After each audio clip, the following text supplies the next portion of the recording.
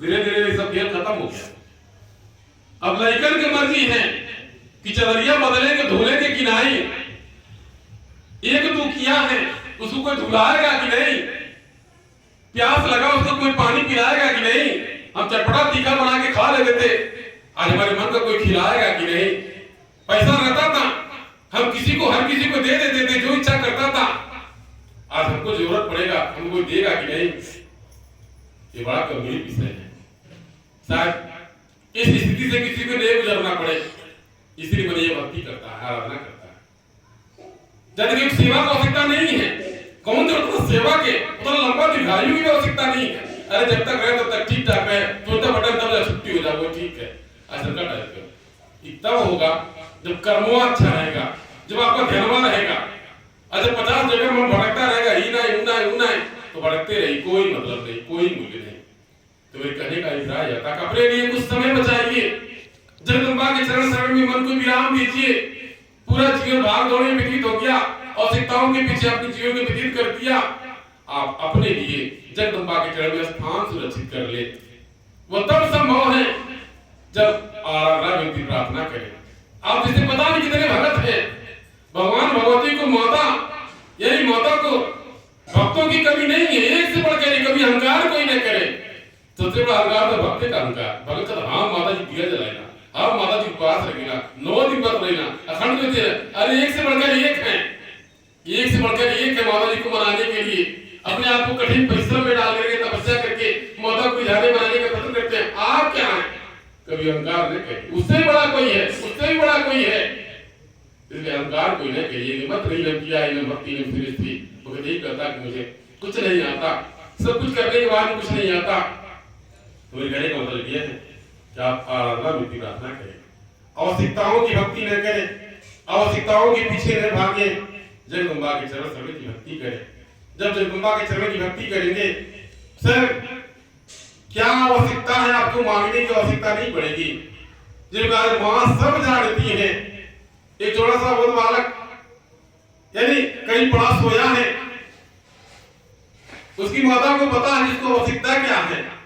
एक कर दिया, 2 कर दिया, भूख लगा, प्यास लगा, या फिर धूप लग रहा, छांव लग रहा, ठंडा लग रहा, उसको पता है। उसको जगदम्बा को सब कुछ पता है कि आपको क्या आवश्यकता है।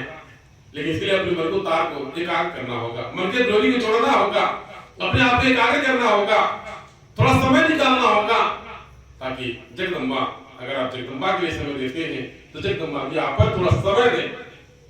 कहा जाता है जगदम्बा किसी न किसी रूप में तो सबको देखती हैं, जैसा जिसका विश्वास। शक्ति एक के अब विभिन्न रूपों से अलग अलग नाम से भगत उनको पूजता है। कोई राम रूप से, कोई माता रूप से, कोई कृष्ण रूप से, कोई दुर्गा काली लक्ष्मी इत्यादि के रूप से है तो एक ही। अब किसी भी रूप से पूजा, आपका जहां विश्वास, तो जहां आपका विश्वास होगा, जिस रूप में आपका विश्वास होगा, आपका विश्वास आपको महान बना देगा, विश्वास आपको बुझाएगा। इसलिए जगदम्बा के चरण शरण में भक्ति, मुक्ति, मोक्ष मांगिए, मोक्ष मिल जाए, बार-बार के जन्म मरण के बंधन से मुक्ति मिल जाए। जो कष्ट पीड़ा झेलना पड़ रहा है इसको नहीं झेलना पड़े, यह भी याद रखना कीजिए। अगर ये जन्म बड़ा दुखी व्यतीत हो रहा है, अगर फिर से अगर आप मना ही बने, ये माता सुबह ही बना करके भेजिए, अच्छा करे परिवार में भेजिएगा, ताकि दरिद्र न रही, कंगाल न रही, हमें उतना कष्ट रहे।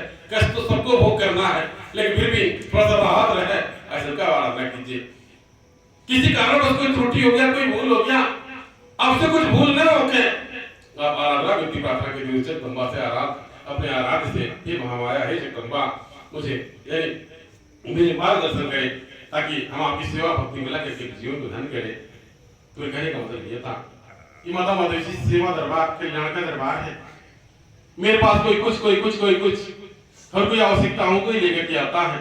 कोई भूत प्रेत जादू टोना टोटका से दुखी परेशान होकर के आता है, जो अपने पुत्र के लिए, पति के लिए, पिता के लिए, माता के लिए, अपने बीवी के बच्चों के लिए, कोई किसी न किसी रूप से हर कोई आता है। हमारे पास ऐसी भी माताएं बहनें आती हैं, पिता उनका पति या उनके सास उनके बस में रहे, ऐसा भी आता। तमाम देखने को मिलता। जौन कहीं तो उन्हें कह रहे ज्यादा बिटिया ने आरे माता जी अपने मैयक बात माना ला, बहनियक माना ला, अपने उन्हें सबके बात हमार बात ना माना ला, ऐसा कुछ कह दिया कि हमारे मत में रहा। संयम है, ये भी विडंबना है। कुछ अजीब टाइप का लगता है, कुछ विचित्र टाइप का लगता है। एक स्वार्थ समझ में नहीं आता कि हम क्या बोल रहे, क्या कह रहे हैं, क्या मांग रहे हैं। यार जिसने जन्म दिया, जिस माता पिता ने जन्म दिया, जिस कुटुंब परिवार में यानी पूरा 12 से उसका व्यतीत हुआ, अत्यंत जिनकी आय बहुगतिक हमारे पति में है, ऐसा का टाइप का कुल मिलाकर के ये समाज या फिर भगत अनेकों प्रकार से दुख समस्या को लेकर के दरबार में आते हैं। उदा प्रतवा जो नोट नोट अटकुआ, कोई किसी से परेशान, कोई किसी से परेशान, हर कोई तो परेशान है, हर कोई तो दुखी है। सुखी वही जो किसी का भगत है। इसलिए आप भक्ति कीजिए, आराधना करके प्रार्थना कीजिए, एकदम आए माया जो कोई त्रुटि न हो, कोई भूल न हो, और हम आपकी सेवा भक्ति में लगे रहे, ऐसा आराधना करके प्रार्थना करें। जब आशीष माता माता सेवा दरबार में